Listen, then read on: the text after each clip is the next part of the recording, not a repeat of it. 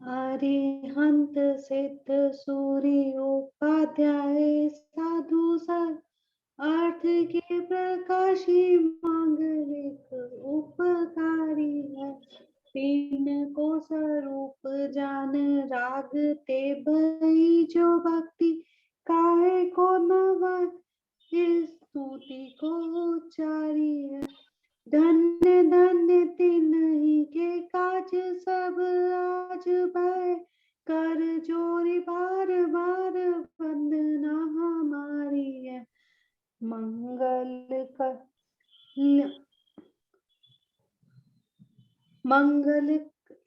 मंगल कल्याण सुख ऐसो हम चाहत है। हो मेरी ऐसी दशा जैसी तुम्हारी है। हो मेरी ऐसी दशा जैसी तुम्हारी है। मंगल में मंगल करण बीत राग विज्ञान नमो ताहि जा देव अरहंतादि महा करी मंगल करी हो महा ग्रंथ करण के काज जाते मिले समाज सब पावे निज पद राम। इस भव तरु का मूल जानहु मिथ्या भाव ताको कर निर्मूल अब करिए मोक्ष उपाय करिए मोक्ष। मोक्ष मार्ग प्रकाशक में 7वां अधिकार और इसमें 4 प्रकार के मिथ्या दृष्टियों का वर्णन इस 7वें अधिकार में चल रहा है। कौन कौन से 4 प्रकार के मिथ्या दृष्टि?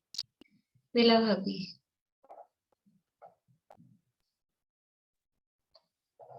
निश्चयवासी और व्यवहारावासी, निश्चयवासी, उभयावासी और सम्यक सन्मुख मिथ्या दृष्टि। निश्चयवासी, व्यवहाराभासी, उभयाभासी और सम्यक सन्मुख, ये 4 प्रकार के मिथ्या दृष्टियों का वर्णन यहाँ पे कर रहे हैं। और ये चारों ही प्रकार के मिथ्या दृष्टि हैं। वो कैसे हैं? जैन है। मिथ्या दृष्टि तो है लेकिन जैन है, जिनाज्ञा को मानते हैं, शास्त्र स्वाध्याय करते हैं, परंतु फिर भी उनके मिथ्यात्व रहता है। लेकिन इसमें से जो शुरू के 3 प्रकार वाले हैं वो तो मिथ्या दृष्टि ही है, क्योंकि वो शास्त्र का सही अर्थ, सही भाव, नयों का स्वरूप, शास्त्र के कथन की पद्धति, अपेक्षा वो नहीं समझते हैं, इसलिए वो तो निश्चयाभास, आभास यानी मिथ्या, वो आभास में है।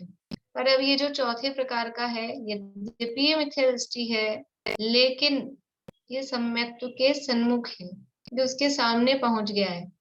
अभी आभास नहीं है इसको, बस ये तो अंदर उसने बिल्डिंग में एंट्री नहीं ली है, ये बाहर है इसलिए उसको बाहर कहा, मिथ्या दृष्टि कहा, लेकिन ये सही रास्ते पर है, सही दिशा में है और अब सम्यक्त्व लेने ही वाला है, इसलिए इसको कहा सम्यक्त्व सन्मुख। लेकिन बिल्कुल अभी एट प्रेजेंट करंट बिल्कुल है तो मिथ्या दृष्टि ही, इसलिए मिथ्या दृष्टि की कैटेगरी में इसको रखा है। तो कल हमने देखा था कि सम्यक्त्व सन्मुख की आवश्यकता क्या है, और ये सम्यक्त्व सन्मुख मिथ्या दृष्टि को, इसकी आवश्यकता को समझने की आवश्यकता क्या है, इन बातों की अपन ने चर्चा की थी। और सम्यक के सन्मुख कौन जीव हो सकता है, सम्यक्त्व सन्मुख होने के योग्य कौन है, बताएंगे? सम्यक्त्व सन्मुख होने के योग्य कौन है?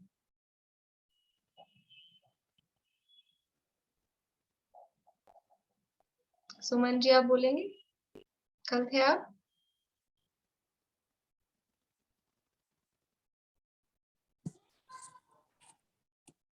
कोशिश करूं? हाँ बोलिए। कल जो आपने बताया था कि कषाय आदि मंद करने के कारण और ज्ञानावरण आदि कर्मों का क्षय होता है और तत्व विचार की रुचि जगती है, उस ओर उद्यम करता है और बाह्य निमित्त से जो देव शास्त्र गुरु के उपदेशों को सुनने का अवसर उसको मिलता है, तो वो सम्यक्त्व सन्मुख की ओर अग्रसर होता है।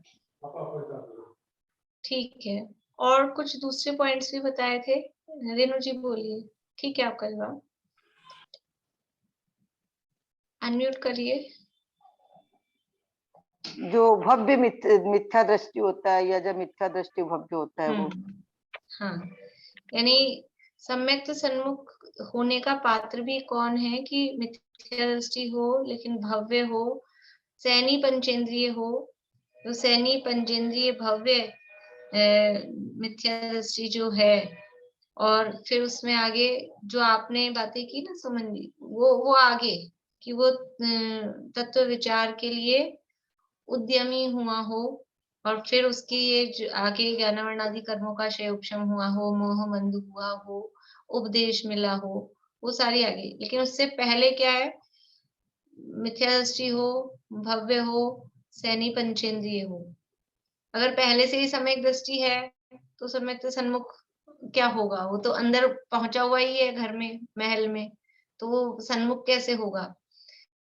और अगर अभव्य है तो भी वो सम्यक सन्मुख नहीं हो सकता है, और भव्य भी है, मिथ्या दृष्टि भी है, लेकिन सैनी पंचेंद्रिय नहीं है, तो वो भी सम्यक सन्मुख नहीं हो सकता है। तो सबसे प्रारंभिक शर्त तो क्या है, भव्य मिथ्या दृष्टि सैनी पंचेंद्रिय हो, फिर वो तत्व विचार के लिए उद्यमी हो, और फिर उसके ज्ञानावरणादि कर्मों का ऐसा क्षय उपशम हुआ हो जिससे कि तत्व विचार करने की शक्ति उसको प्रकट हुई हो, मोहमंद हुआ हो जिससे वो तत्व विचार करना चाहता है, करने में उद्यमशील हो रहा है, और फिर बाद में बाह्य निमित्त में ऐसे देवशास्त्र गुरु का संयोग मिला, उपदेश मिला।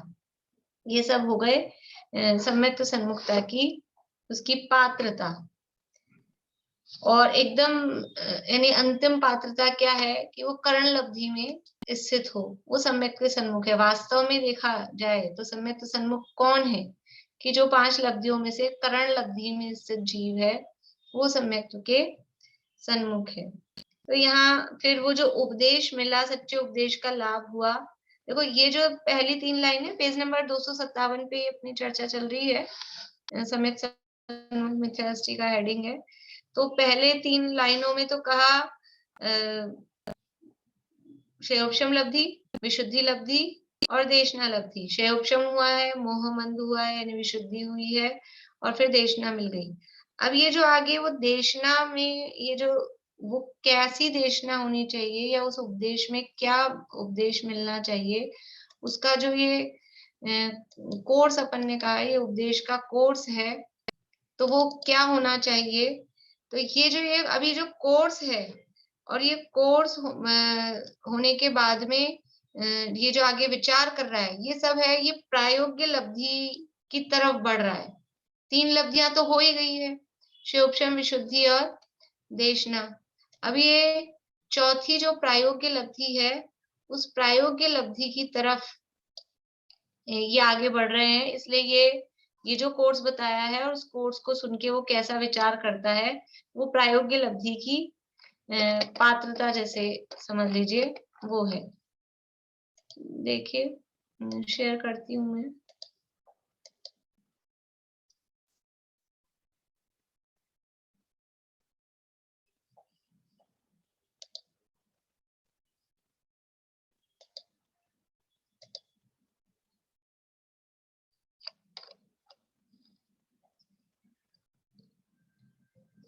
अब ये जो यहाँ बताया आगे इस पैराग्राफ में, ये कोर्स है। क्या है कोर्स, यानी उपदेश का कोर्स कहें, उपदेश किसका मिलना चाहिए, या फिर हमारी जो प्रायोगिक लब्धि की तरफ बढ़ना है, उसकी तरफ बढ़ने के लिए हमको क्या जानना, क्या विचार करना वो आवश्यक है। तो उसमें पहला कहा मोक्ष मार्ग, हमारा प्रयोजनभूत क्या है, पहला है मोक्ष मार्ग, दूसरा देव गुरु धर्म, तीसरा है जीवादि तत्व, चौथा है निज पर, और पांचवा है अपने को हितकारी अहितकारी भाव इत्यादि के उपदेश से ये उपदेश होना चाहिए, ये उपदेश मिलना चाहिए। ये कोर्स कहा है। प्रयोजनभूत कोर्स क्या है कि ये प्रयोजनभूत है। द्वादशांग इतना बड़ा है, इतना बड़ा द्वादशांग है, अब उसमें से प्रयोजनभूत क्या है, किसको हम जाने, क्या पढ़ें, क्या सुने, क्या समझे। कम समय है तो जरूरी बात काम कर लें। तो ये है असली प्रयोजनभूत क्या है कि मोक्ष मार्ग का ज्ञान होना चाहिए, उसका उपदेश मिलना चाहिए कि मोक्ष का मार्ग क्या है, मोक्ष मार्ग का उपदेश मिलना चाहिए और फिर हमको निर्णय करना चाहिए। मोक्ष मार्ग का निर्णय करना क्यों आवश्यक है, कल भी अपन ने चर्चा की थी कि निर्णय ही नहीं करेगा जाना कहाँ है। पहले मोक्ष का निर्णय हो कि मुझे मोक्ष जाना है। मोक्ष जाना है का मतलब कोई जगह पे जाना है नहीं, मोक्ष का मतलब है वो दुखों से मुक्ति, संसार से मुझे छूटना है, ये निर्णय हो। और फिर उसका रास्ता क्या है, बिना निर्णय के जैसे वो देते हैं कभी कभी प्रवचन में अभय जी, भाई साहब भी और भी, कि कोई व्यक्ति चला गया रेलवे स्टेशन पे कि भाई साहब टिकट दे दो, कि कहाँ का दे, कि दे दो कहीं का भी। ये तो निर्णय तो कर कहाँ जाना है, कि नहीं दे दो, आप तो टिकट देने बैठे हो ना, आप तो टिकट दे दो, जल्दी हो रही है, मुझे देर हो रही है, जल्दी से टिकट दे दो। अरे जब तक निर्णय नहीं करेगा तो उसको क्या कहेंगे, मूर्ख है। जिसको यही निर्णय नहीं है कि हमें जाना कहाँ है, वहां पहुंचने का रास्ता क्या है। तो इसलिए सबसे पहले ये, इसमें भी जो क्रम दिया है ना, मोक्ष मार्ग का निर्णय, तो ये मोक्ष का और मोक्ष मार्ग का ये रास्ता क्या है उसका निर्णय। कहीं भी अपन जाते हैं, समझ लो बस लेके यात्रा करने निकले हैं कि खुद अकेले गए हैं, तो एक रूट तो बनाते हैं ना, किस रूट से कैसे जाना है, कैसे जाना है, वो मार्ग का निर्णय करना वो अनिवार्य है। और मार्ग का निर्णय किए बिना ही चल दिए तो मूर्ख है व्यक्ति। फिर उसके बाद में देवगुरु धर्म का, क्योंकि वो मार्ग बताने वाले भी कौन है, किससे रास्ता पूछते हैं।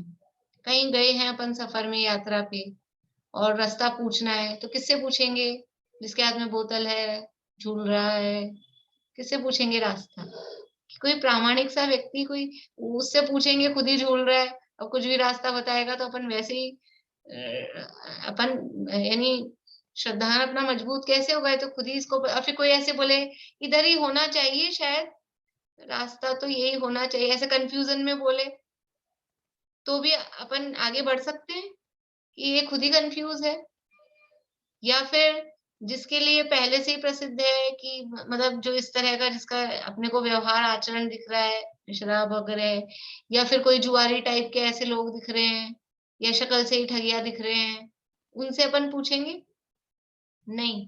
तो ये मार्ग बताने वाले कौन होने चाहिए कि सच्चे देवशास्त्र गुरु। इसलिए देवगुरु धर्म का निर्णय करना और वो देवगुरु धर्म का सानिध्य हमको मिलना वो भी अनिवार्य है, क्योंकि इन्हीं का उपदेश सच्चा और अच्छा क्यों है। ये पहले भी अपनी बात हो चुकी है बालबोध के संदर्भ में भी, कि जो वीतरागी देवशास्त्र गुरु हैं, इनका उपदेश, ये जो मार्ग बताएंगे और ये जो कह रहे हैं, वही उपदेश सच्चा भी है और अच्छा भी है। सच्चा क्यों है, क्योंकि सर्वज्ञ है, सब कुछ जानते हैं, इसलिए कुछ अज्ञानता है नहीं। और अच्छा क्यों है, क्योंकि वीतरागी है, राग द्वेष नहीं है। राग द्वेष के वशीभूत होकर झूठ बोल सकते हैं, या फिर अज्ञानता के वशीभूत होकर झूठ बोल सकते हैं, लेकिन ये वीतरागी है और सर्वज्ञ है।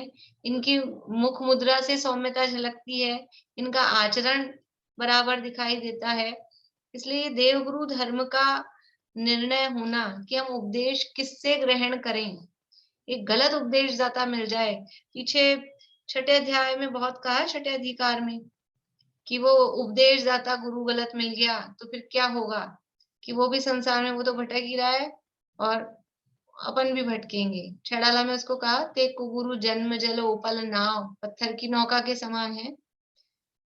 इलाज भी कराना होता है ना अपने को, छोटा मोटा दांत का भी ट्रीटमेंट कराना है तो किसके पास जाते हैं, विश्वास हो।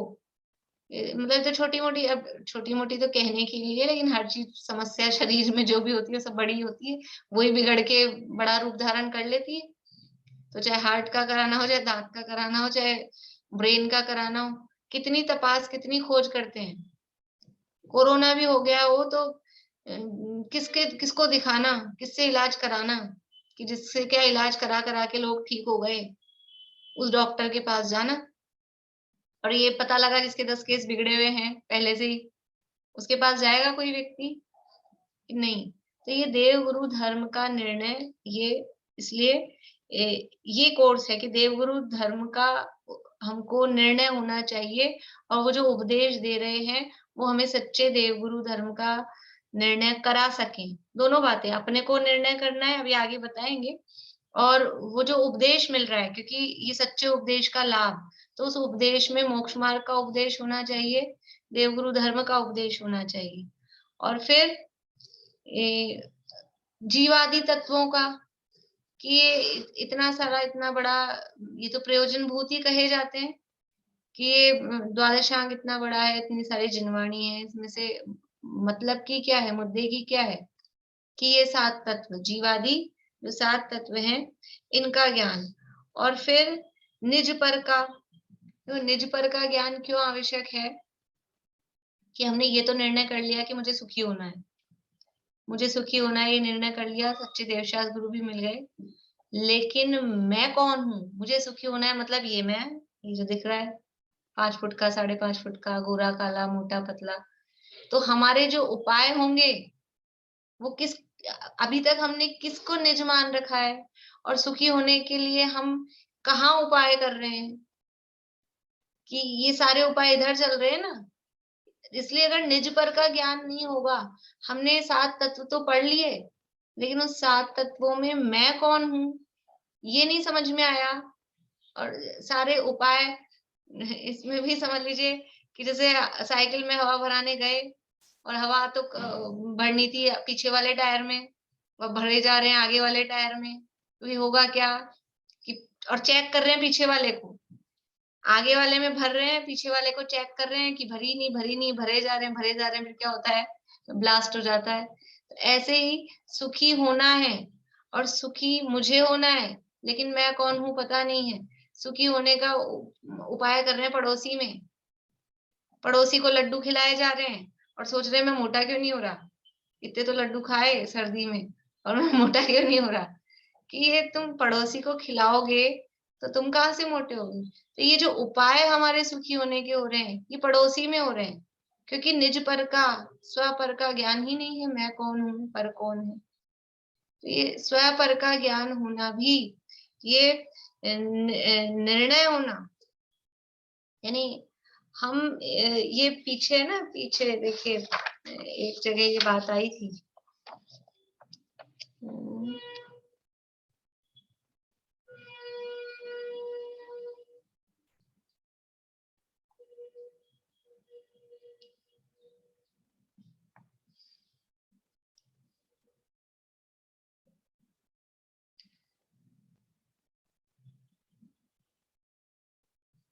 ऐसे शब्द थे कि जो, हाँ ये रहा, जो आप है,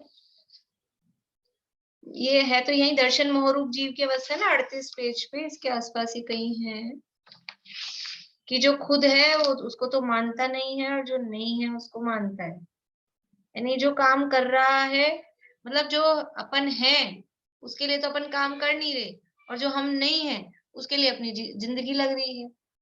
वो लाइन वैसे की वैसी तो नहीं है, पर इसी तरह का भाव ये पर्याय में, ये जो है ना, अनादि अमूर्तिक प्रदेशों का पुंज, हाँ ये रहा दूसरी लाइन में, देखिए 38 पेज पे, जैसा है वैसा तो नहीं मानता, और जैसा नहीं है वैसा मानता है। स्वयं जैसा है, अब फिर आगे बताया कि स्वयं कैसा है, अमूर्तिक प्रदेशों का पुंज, याद किया था ना सबने, प्रसिद्ध ज्ञानादि गुणों का धारी, अनादि निधन वस्तु, ये आप है।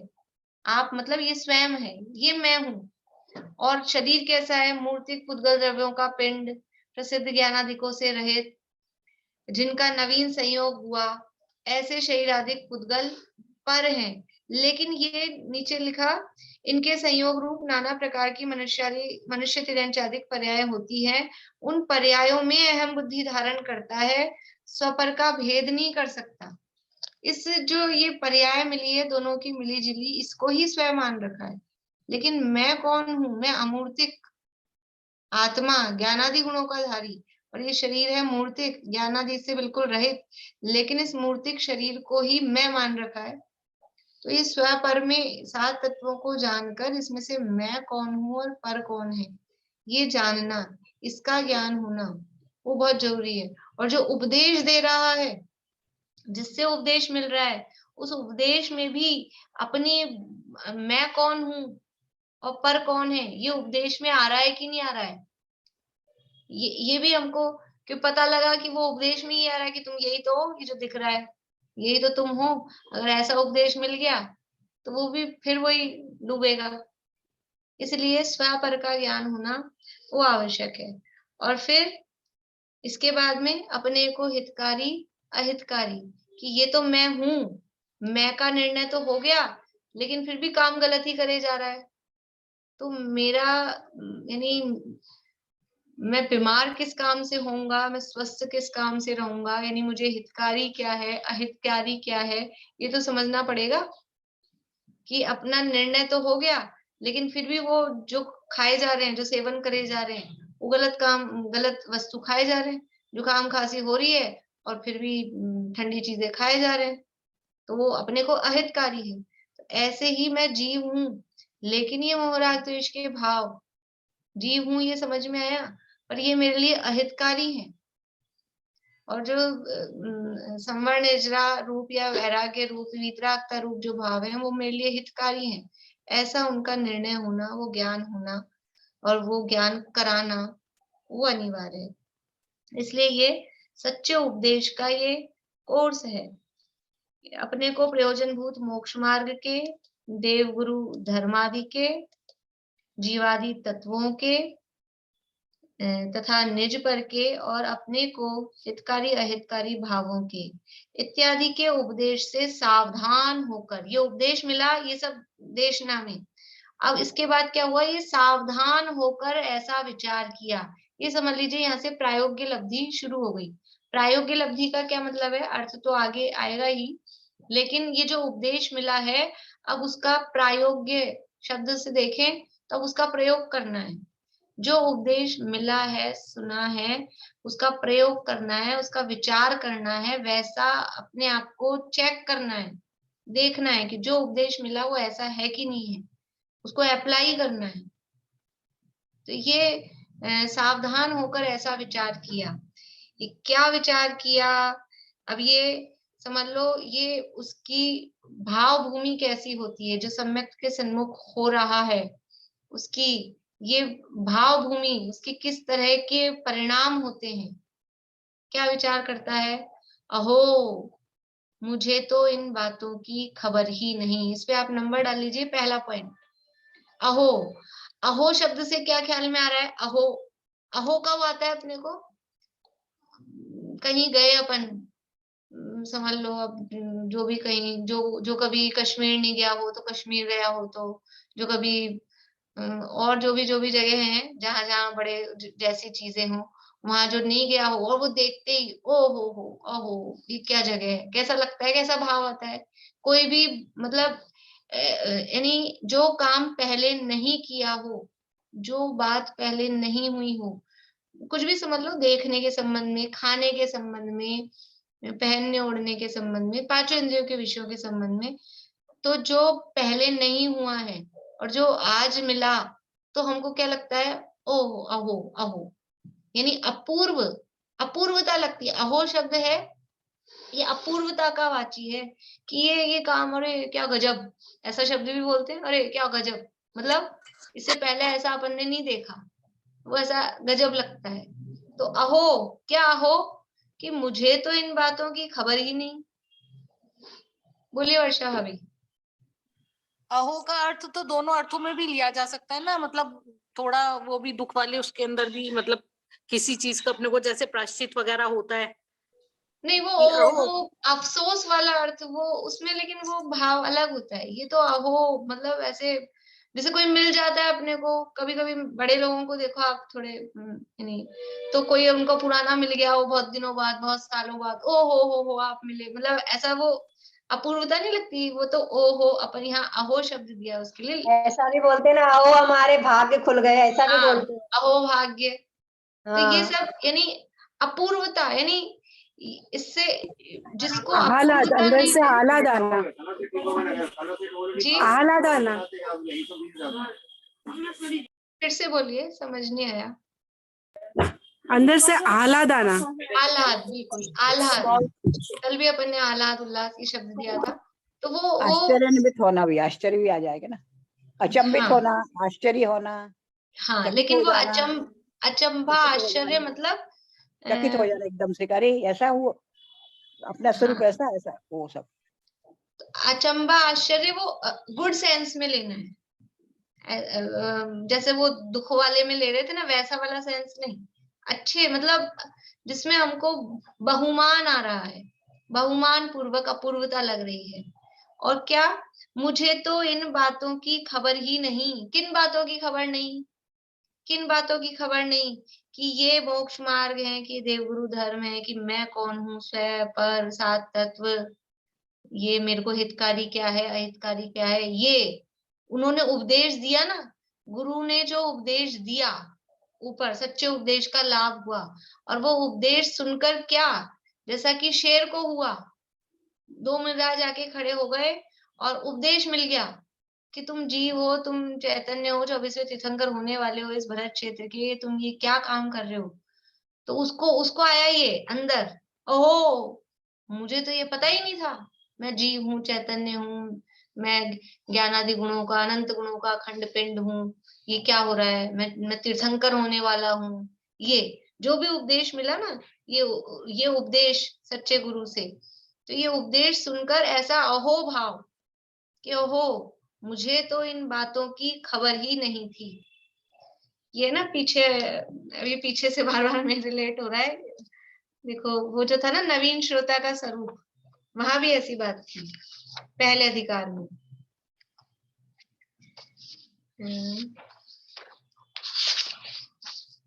यह है पेज नंबर 17 पे, पेज नंबर 17 पे देखिए। अब श्रोता का स्वरूप कहते हैं, तो वो उस समय पढ़ते नीचे लास्ट इसी पैराग्राफ की लास्ट लाइन है, ऐसा तो नवीन श्रोता का स्वरूप जानना। मतलब ये नवीन श्रोता जो पहली बार मतलब अभी अभी लगा है, उद्यमशील हुआ है, 17 नंबर पेज है। तो क्या है, क्या कह रहे हैं सबसे ऊपर वापस से देखिए, भली होनहार है, उसकी होनहार अच्छी है, इसलिए जिस जीव को ऐसा विचार आता है, यानी कि मैं कौन हूँ, मेरा क्या स्वरूप है, ये ऐसा ऐसा ही यहाँ पे वो जो श्रोता का स्वरूप का है ना, ऐसा ही इसकी होनहार भली है, तो इसको ऐसा विचार आता है, ओहो, मुझे तो इन बातों की खबर ही नहीं थी। कोई अपनी बुराई कर, मतलब कोई अपनी बुराई नहीं, मतलब कोई अपने को आके ये बता दे कि वो आपके लिए ऐसा कह रहे थे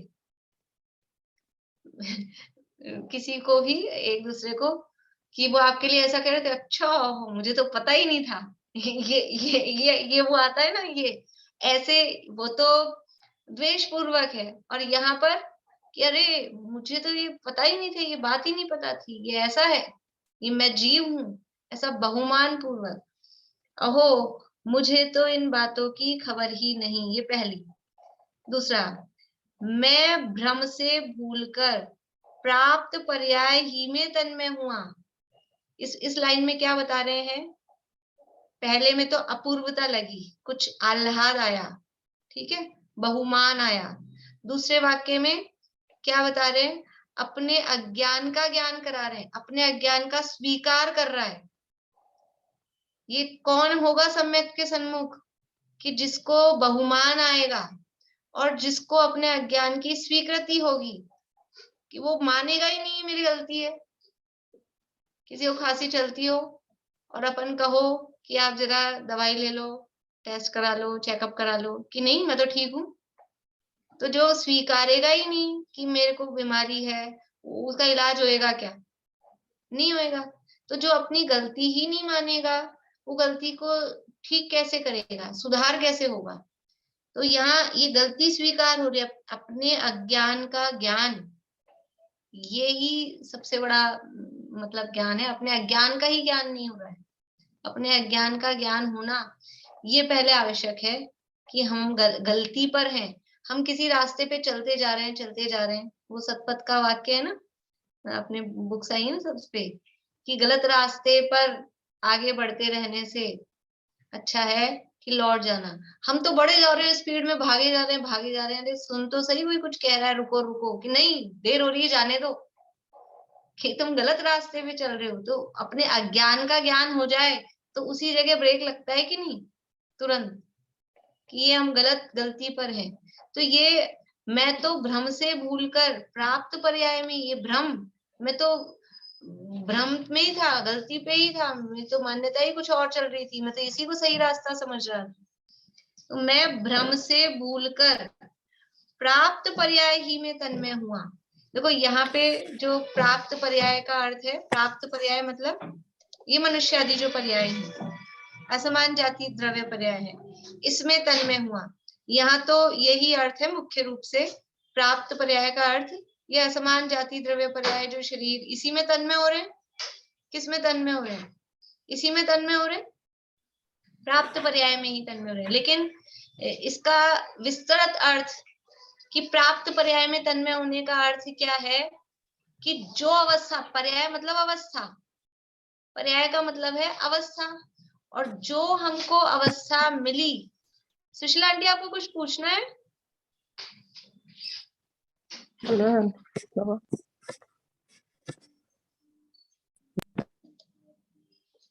तो प्राप्त पर्याय का मतलब एक तो ओवरऑल ये जो है असमान जाति द्रव्य पर्याय, इसमें तो तन्मय है ही है, 24 घंटे इसमें तन्मय है। जो कुछ काम होता है, जो विचार होता है, जो सोचते हैं, जो करते हैं, वो सब इसी के लिए चलता है सारा कुछ। तो ये तो प्राप्त पर्याय में तन्मय है ही। लेकिन सुशीला आंटी आप बार बार में अनम्यूट कर रहे हैं, कुछ पूछना है तो ठीक है, नहीं तो म्यूट रखिए। ये अपने आप ही हो रहा है, अपने आप ही। ठीक है, मैं बंद कर देती हूँ इधर से। लेकिन ये और कैसे है तन्मयता प्राप्त पर्याय में, कि अभी समझ लीजिए हमको ये मिली, अपन बैठे ना, कोई सब चेयर पे बैठे हैं ज्यादातर, जो सभी लोग, तो ये जो चेयर पे हम बैठे हैं अभी आधा पौन 1 घंटा बैठे रहेंगे, तो ये अभी प्राप्त पर्याय है। अब इसी में हम कंफर्टेबल हो जाते हैं, जो अवस्था मिलती है ना, हम उसमें कंफर्टेबल, तन्मय मतलब उसमें। दूसरा उदाहरण देखते हैं, जैसे हमको ट्रेन में जाना है, कहीं जाना है, 4 घंटे का, 6 घंटे का, 12 घंटे का, 24 घंटे का सफर है, कहीं जाना है, तो वो जो एक सीट मिली, कोई भी नंबर 35 नंबर की अपनी सीट है, फिर क्या होता है, अपन वो प्राप्त पर्याय, वो जो सीट मिली ना 35 नंबर की, उसमें हम तन्मय कि ये मेरी है, और उसमें उसको उस पे कुछ गिर जाए तो उसको साफ करेंगे, कोई दूसरा आके बैठ जाए तो ये मेरी है, और उसको अपने हिसाब से सेट करेंगे। 2 दिन के लिए कहीं जाके रुके हैं, तो वो जो प्राप्त पर्याय हुई, जो कमरा मिला, जहां रुके हैं, उसको अपने हिसाब से सेट कर देंगे। नहीं, ये प्राप्त पर्याय में तन्मय, जो अवस्था मिलती है उसमें ही लीन, ये मैं हूं, ये मेरा है, ये बस एकत्व बुद्धि, ममत्व बुद्धि। और जब एकत्व ममत्व होता है तो उसका कर्तृत्व और भोक्तृत्व वो भी साथ में होता है। ये प्राप्त पर्याय में तन्मय, जो जो जैसी स्थिति, अभी बचपन में बेटी रूप पर्याय प्राप्त थी तो उसमें तन्मय थे, फिर बहू रूप पर्याय प्राप्त हो गई तो मैं बहू हूं, उसमें तन्मय हो गए, फिर क्या कि मैं सास हूं, उसमें तन्मय हो गए, कि मैं पत्नी हूं, उसमें तन्मय हो गए। ये क्या हो रहा है, ये प्राप्त पर्याय में तन्मय, जो अवस्था मिलती है, जैसी अवस्था मिलती है, उसमें उस रूप अपने आप को, बस यही मैं हूं। लेकिन मैं, ये जो अवस्थाएं हो रही है, ये अवस्था हो रही है, लेकिन मैं कौन हूं? मैं इस अवस्था में इससे भिन्न, जानने देखने वाला एक तत्व। कभी कभी आपने ऐसा नोटिस करना, अगर नहीं किया है तो आगे से, कि किसी दिन आप बहुत खुश हो, और बहुत बार होता है, बहुत बार ऐसा होता है, बहुत खुश है अपने आप ही, मतलब ऐसा अच्छा सा, कभी कभी अपने आप ही होता है, कभी कोई अच्छी बात हो गई है, कोई अच्छा काम हो गया है, उससे खुशी हो रही है, और अगले ही दिन फिर क्या होता है, फिर कुछ ऐसा होता है, सारा मूड खराब। कभी कभी आज बहुत मूड खराब है, और कल फिर एकदम मूड अच्छा हो जाता है। ये तो आज कल मैं बोल रही हूँ, नहीं कभी कभी तो घंटे 2 घंटे में भी, थोड़ी थोड़ी देर में भी ऐसा होता है। तो हम ये देखें कि वो जब खुशी जिस फील अपन कर रहे थे, अच्छा मूड था उस समय, और अब ये जो खराब मूड हुआ है इस समय, तो उस अच्छी दशा को भी हम जान रहे थे, और अब ये जो खराब मूड वाली दशा आ गई, इसको भी हम क्या कर रहे हैं, जान ही रहे हैं।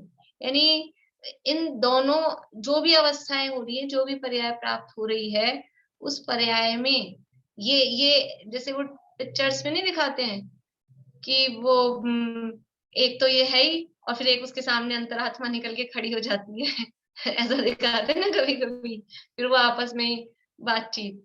तो ऐसे ये तो एक तो मैं, ये तो दिख ही रहा है जो मैं जिसको हम कह रहे हैं समान जाति द्रव्य पर्याय, और फिर इसमें से एक ही सामने खड़ा है, वो कौन है, जानने देखने वाला साक्षी भाव। अभी वो नए चक्र में 47 नए चल रहे हैं, और 47 नयों में वो ऐसे कर्तृन कर्तृन भोक्तृन भोक्तृन गुण, ये साक्षी भाव वाले नए हैं। कि जैसे एक तो है कपड़ा रंग रहा है रंगरेज, वो तो कर्तृन है, वो तो कर रहा है, और एक व्यक्ति कौन है कि उस रंगरेज को कपड़ा रंगते हुए देख रहा है। दो नए बताए, एक कर्तृन है एक अकर्तृन है, मतलब एक तो करने वाला है, आत्मा में एक कर्तृ नाम का धर्म है, तो वो इन्वॉल्व होके काम करता है। मुझे नए नहीं समझाना है, मुझे तो साक्षी भाव बताना है। और दूसरा व्यक्ति क्या है कि वो कुछ नहीं कर रहा है, लेकिन वो जो कपड़ा रंग रहा है उस रंगते हुए व्यक्ति को वो बस देख रहा है। और कैसे देख रहा है, कोई राग द्वेष नहीं, साक्षी भाव से। अपने साथ नहीं होता है, अपन कहीं रोड पे खड़े हैं, मान लो किसी का वेट कर रहे हैं कि रेड लाइट पे खड़े हैं कि कुछ भी काम से खड़े हैं कहीं पे, और वहां कुछ हो रहा है, कोई छोटी मोटी कोई पंचर वाले की दुकान है या ऐसी कुछ भी होती है ना, तो अपन क्या करते हैं, खड़े रहते हैं, वो सामने है दिख रहा है तो देख रहे हैं।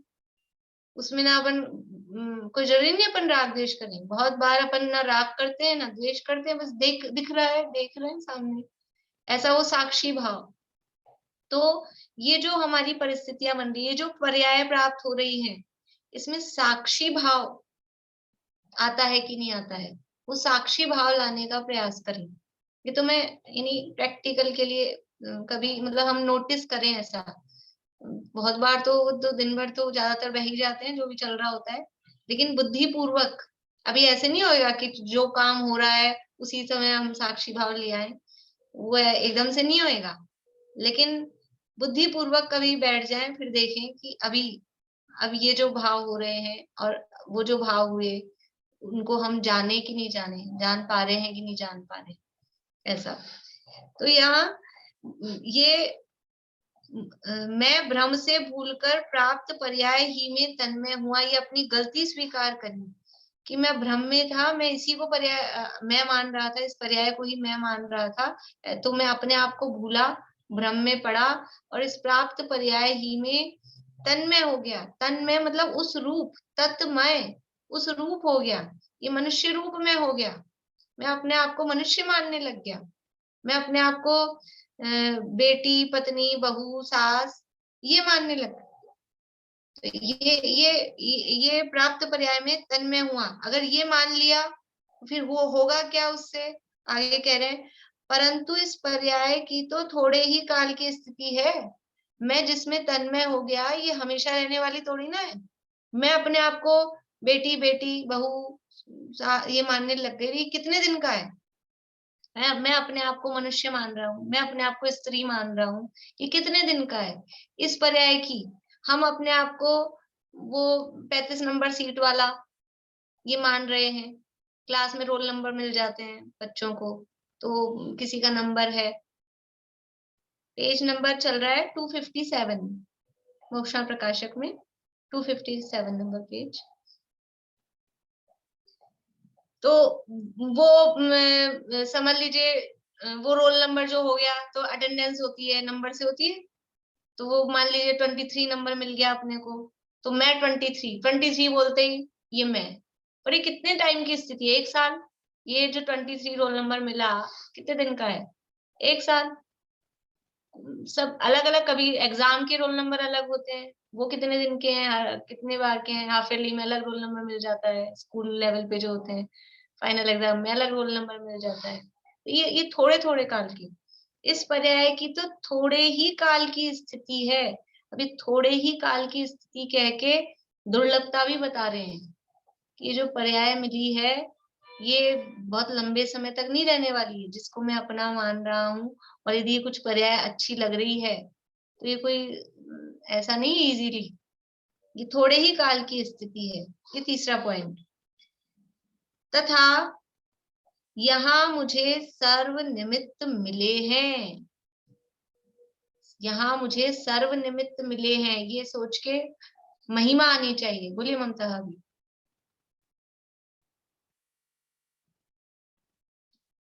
एक मिनट मुझे करना पड़ेगा, वो मैंने बंद कर दिया था ना उसको।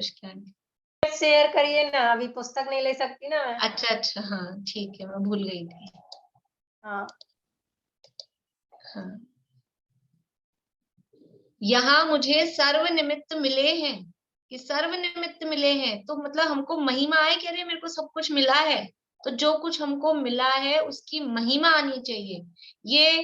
ये सम्यक सन्मुखता की समझ लीजिए भाव भूमि है, ये पात्रता ही चल रही है, प्रायोगिक लब्धि भी चल रही है ना, तो ये पात्रता ही चल रही है कि ऐसा अहोभाव आए, बहुमान आए, अपनी गलती का स्वीकार हो, और ये जो पर्याय मिली है इसकी दुर्लभता ख्याल में आए। और इसको भी दुर्लभता में भी ले सकते हैं, यहाँ मुझे सर्व निमित्त मिले हैं, दुर्लभता ख्याल में आए, महिमा आए, महिमा और दुर्लभता वो एक साथ ही चलेगी। दुर्लभता ख्याल आएगी तो महिमा आएगी, महिमा आएगी तो दुर्लभता ख्याल आएगी। तो यहाँ मुझे सर्व निमित्त मिले हैं, क्या कमी है? हमको लगता है कि ये नहीं है वो नहीं है, जो प्राप्त है वो पर्याप्त है, जितना हमको मिला है ना, यानी क्षयोक्षम भी और विशुद्धि भी, इस अपेक्षा से देखिए बाहरी संयोग तो है ही, जो प्राप्त है वो पर्याप्त है, बाहरी संयोगों में तो कमी है ही नहीं, लेकिन और ये सम्यक्त्व के लिए जो संयोग हमको चाहिए वो भी पूरे पर्याप्त हैं। यहाँ मुझे सर्व निमित्त मिले हैं, इसलिए मुझे इन बातों को बराबर समझना चाहिए। अब यहाँ अपना पुरुषार्थ, यहाँ तक तो ये निमित्त मिले हैं, इसलिए मुझे इन बातों को बराबर समझना चाहिए। ये अंदर से उत्साह आए, पुरुषार्थ जागृत हो ऐसा कि ये जो मुझे सब मिल गया है इसको मुझे समझना चाहिए और बराबर समझना चाहिए, परफेक्टली समझना चाहिए। क्यों समझना चाहिए? 5 नंबर पे, क्योंकि इनमें तो मेरा ही प्रयोजन भासित होता है। ये इसकी क्या जरूरत है? मेरा ही प्रयोजन भासित होता है कि जब तक अपनापन नहीं आएगा ना, कि बात ये मेरी बात चल रही है, मेरे हित की बात चल रही है, तो दूसरे की किसी की चल रही होगी, हाँ ठीक है सुन लिया। जब तक अपने प्रयोजन की बात, कहीं कोई वो चल रहा हो, समझ लीजिए ऐसे आते रहते ना कोई, समझ लीजिए उसमें आयुर्वेदिक के कोई उपचार बता रहे हो, ये ऐसा प्राकृतिक के इलाज बता रहे हो, कुछ भी इस तरह का कोई प्रोग्राम चल रहा हो यूट्यूब पे अथवा, तो चल रहा है, लेकिन कोई व्यक्ति ने अपनी ऐसी बीमारी पूछ ली जो जो समस्या अपने को भी है, तो फिर कैसे कान खड़े हो जाते हैं कि नहीं नहीं सुन ले। क्यों? क्योंकि इसमें तो मेरा प्रयोजन भाषित हो रहा है कि अपने को भी यही समस्या है, इसी का उपाय बता रहे हैं। तो ये यहाँ पर जब तक अपनापन नहीं आता है तब तक ध्यान नहीं देता है। कल भी मैंने कहा था कि वो अपना घर जब तक फील नहीं हो, अभी तो कॉमन है, सबका है, ये कर लेगा वो कर लेगा, लेकिन अपनापन जहाँ आता है इसमें मेरा ही प्रयोजन भाषित होता है। ये जो बात चल रही है ये मेरे हित की बात चल रही है। तो ऐसा अपनापन जब आता है तो ऐसा विचार कर जो उपदेश सुना, ऐसा विचार कर जो उपदेश सुना उसके निर्धार करने का उद्यम किया। ये उपदेश मिला, ये 5 बातों का, और फिर उस उपदेश के बाद में अब हमको ये देखना है कि हमें ये भाव आते हैं कि नहीं आते हैं, ये अहोभाव और मैं अपनी गलती का स्वीकार और ये दुर्लभता, महिमा और ये अपनापन की, ये जो हम पढ़ रहे हैं, सुन रहे हैं, ये मेरे हित की बात है। ज्ञान बढ़ाने के लिए नहीं पढ़ना सुनना है। ज्ञान बहुत सारा इकट्ठा हो जाए, ज्ञान की अधिकता नहीं चाहिए। ज्ञान कम हो लेकिन शार्प हो, अपने हित के लिए वो सुना जाए। ज्ञान की अधिकता नहीं, ज्ञान की सम्यकता चाहिए। और वो जब तक अपने हित के लिए यानी हम नहीं सुनेंगे तो ठीक है, ये भी टॉपिक क्लियर हो जाएगा, ये भी कोर्स कवर हो जाएगा, ऐसा नहीं। कर्णानुयोग पढ़े, चाहे प्रथमानुयोग पढ़े, चाहे चरणानुयोग पढ़े, चाहे द्रव्यानुयोग पढ़े, इसमें मेरा ही अपने हित की, आत्महित की भावना से किया गया स्वाध्याय वही कार्यकारी है। नहीं तो ज्ञान बढ़ाना है केवल, ज्ञान इकट्ठा हो जाएगा, परिग्रह हो जाएगा। ज्ञान का भी परिग्रह, किताबों का, पुस्तकों का तो होता ही है, यहाँ बुद्धि में ज्ञान का परिग्रह हो जाएगा। इसलिए इसमें तो मेरा ही प्रयोजन भाषित होता है। ऐसा विचार कर जो उपदेश सुना उसके निर्धार करने का उद्यम किया। अब वो क्या उद्यम करेगा, क्या उद्यम करता है जो सम्यक्त सन्मुख होता है, वो उद्यम के लिए कल, ठीक है, अभी समय हो गया है, कल करेंगे चर्चा। प्रश्न है किसी को? हाथ खड़ा कर, मैं चालू कर देती हूँ, 1 मिनट रुकिए सर। बोली बेला भाभी। ये इसमें आपने 2 ही पॉइंट बताए क्या, अहो वाला और एक दूसरा? नहीं, 5 बताए ना। अच्छा, अहो वाला तीसरा, पहला, फिर हाँ, भ्रम से भूलकर दूसरा, हाँ, इस पर्याय फिर की इस थोड़ी पर्याय सी की स्थिति थोड़े काल की तीसरा, फिर यहाँ मुझे सर्वनिमित्त मिले हैं इसलिए मुझे इन बातों को बराबर समझना चाहिए, ये चौथा, और ठीक है, 5वां क्योंकि इनमें मेरा ही प्रयोजन भाषित होता है। ठीक है, थैंक ये याद करने ही बिल्कुल। अभी हाँ, तो और फिर इसमें मोक्षण ये भी प्रकाशक तो जैसे, ये 7वां अधिकार तो पूरा ही ऐसा है कि याद कर हाँ, ले। इसमें फिर ये मैंने भी आपको दूसरे अभ्यावासी में पॉइंट भी में, कही थी बहुत सारी, और दूसरे यहाँ पॉइंट भी। में से अज्ञान का ज्ञान हुआ, दूसरा पॉइंट के मतलब ये था, तीसरा अच्छा, पॉइंट में ये वाला अच्छा, पूछ रहे हैं, तो हाँ, इस पर आएगी थोड़े काल की स्थिति है, इसमें दुर्लभता, हाँ और जी, यहाँ मुझे सर्वनिमित्त मिले हैं ये महिमा, अच्छा, और ठीक है, इसलिए मुझे इन बातों को बराबर समझना चाहिए। इसमें अपनापन, पुरुषार्थ वाचक है या उत्साह ठीक है, वाचक है, ये बात। अपनापन भी हो सकता है ना इसमें, 5वें में आपने कहा था अपनापन 5वें शायद, में अपनापन, हाँ। ठीक, धन्यवाद। बोली मीना चाची। मैम, जो आपने आज क्वेश्चंस दिए हैं वो तत्वार्थ सूत्र का कल डाले थे क्या आपने? वो तो आज डाले, होमवर्क वाले तो आज डाले थे, और आज और भी वो टॉपिक, वो मैंने कोई क्वेश्चन पूछने के लिए, आपसे पूछने के लिए तो 2 ही डाले थे, बाकी तो भी आप लोगों को देखना है कि ये सब अपने पास है कि नहीं, ये पढ़ा है अपन ने। अच्छा, तो उसमें सूत्र कुछ करना है या लिखना है, कुछ करना है? वो सब आपकी यानी ऑप्शनल है, स्वेच्छा पे है। आप, मैंने तो टॉपिक दे दिए हैं कि आप लिखना चाहें, करना चाहें तो इस पॉइंट्स के आधार पे आप कर लें, इसलिए। चलिए, अभी मोक्षा प्रकाशक में किसी को क्वेश्चन है? नहीं है। इसमें नंबर तो 12 से डाल रखा है। पहले दे दिए थे ना, एक दिन पहले दिए थे, मैंने तो इससे पहले के 1 दिन पहले दे दिए थे, हो गए 8, 10, 15 दिन, तो कोई क्वेश्चन दिए थे, 10-15 दिन पहले वो दे दिए थे मैंने, टॉपिक वापस से डाल दूंगी। चलिए, जिनवाणी स्तुति।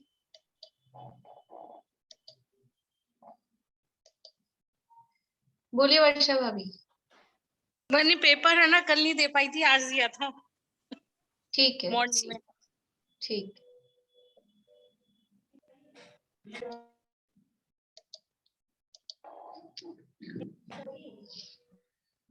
अनंत धर्मणस्तत्त्वं पश्यन्ति प्रत्यगात्मना, अनेकान्तमयी मूर्तिर्नित्यमेव